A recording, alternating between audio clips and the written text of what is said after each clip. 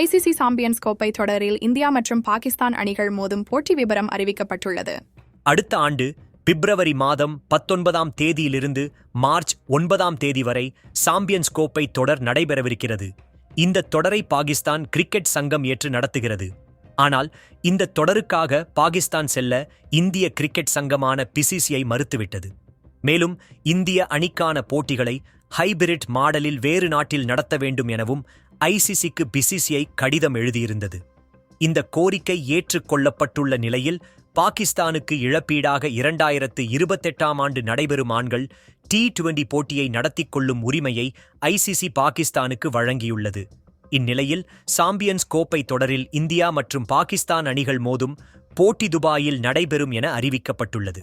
Dubai சர்வதேச cricket மைதானத்தில் பிப்ரவரி 23ஆம் தேதி ஞாயிறு அன்று இந்தியா மற்றும் பாகிஸ்தான் அணிகள் மோதுகின்றன.